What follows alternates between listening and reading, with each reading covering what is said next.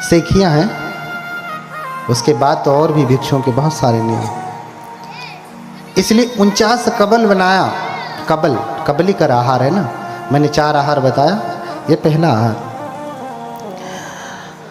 49 कबल बनाया और खा जाते हैं।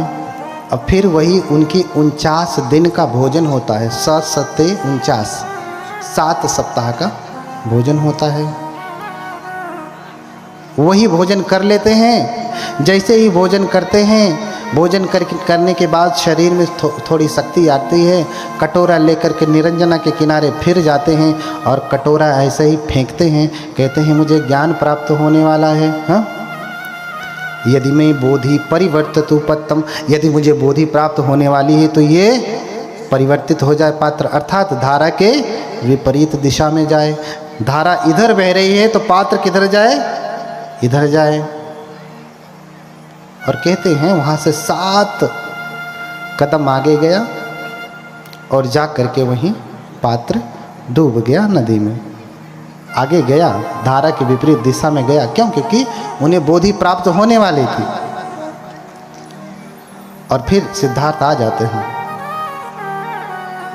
और फिर वृक्ष के नीचे, उसी पीपल के वृक्ष के नीचे, अभी बरगद के थे, अब पीपल के वृक्ष के नीचे आ जाते हैं और आसन लगा करके बैठना चाहते हैं कि अब मैं तप करूंगा। भोजन कर लिया हूँ, शरीर में शक्ति आ गई। तो विचार करते हैं कि पूर्व के बुद्ध किस दिशा में मुख करके बैठते हैं। तो विचार किया तो पाया कि पूर्व दिशा में पूर्वाभिमुख हो करके सभी बुद्ध। ये आवाज़ थोड़ी साफ नहीं लग रही है, भारी भारी सी लग रही है, भाएं भाएं कर रही है। इसको बोलो ठीक करे। उसको समझ में नहीं आता क्या? 3 दिन से कर रहा है। हाँ,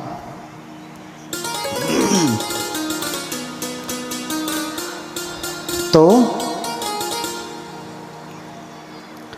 पूर्व की तरफ मुख करके बैठते हैं। पूर्व की तरफ मुख करके बैठते हैं तप करने के लिए। और फिर प्रण करते हैं।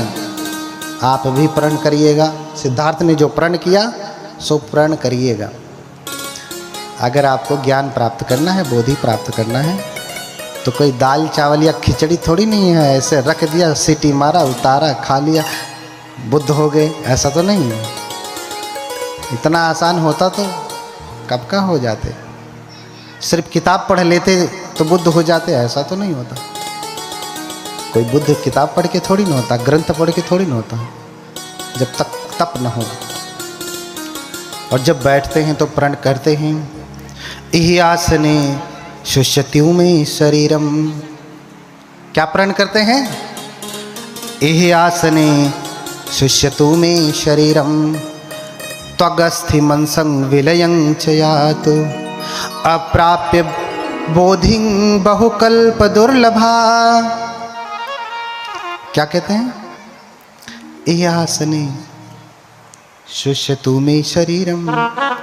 इस आसन पे बैठ करके जो मैं तप करने जा रहा हूं, चाहे मेरा शरीर सूख क्यों ना जाए, चाहे मेरा शरीर सूख क्यों ना जाए, हड्डियां हड्डियां क्यों ना बचे, चाहे मैं मर क्यों ना जाऊं, इहि आसने शुष्यतु में शरीरम त्वगस्थि मनसं विलयं च यातु। त्वचा, अस्थियां, मज्जा, ये सब कुछ विलय को प्राप्त हो जाए, नष्ट क्यों ना हो जाए। अप्राप्य बोधिं बहुकल्प दुर्लभा न ह्यासनाद गात्रमिदं चलिष्यति। जो बोधि बहुत कल्पों तक के लिए दुर्लभ होती है। मैंने कल्प बताया था ना उस दिन, कितना लंबा होता है? कितना लंबा? बहुत लंबा बताया था। पर्वत की चोटी वाला बड़ा वाला डब्बा, याद आया कुछ? किसी को याद आया? सुन सुन करके इधर से आगे पाठ पीछे सपाट, बहुत लंबा बताया था ना, बहुत लंबा, वर्षों से गिना नहीं जा सकता। अप्राप्य बोधिं बहुकल्प दुर्लभा न ह्यासनात् गात्रमिदं चलिष्यति। जब तक मुझे वो बोधि प्राप्त न हो जाए, जो कल्पों तक में भी दुर्लभ है, प्राप्त करना आसान नहीं, तब तक मेरा यह शरीर हिलेगा भी नहीं। न ह्यासनात् गात्रमिदं चलिष्यति, मेरा शरीर हिलेगा भी नहीं। 6 साल तक किए और उनका शरीर हिला भी नहीं है। हाँ, अब आप देखिए आप कितना देर तक हिलते नहीं हैं। मैं भी हूँ यहीं पे, हाथ हिलेगा, हाथ हिलाइए। सारा काम तो यहाँ से नीचे का है।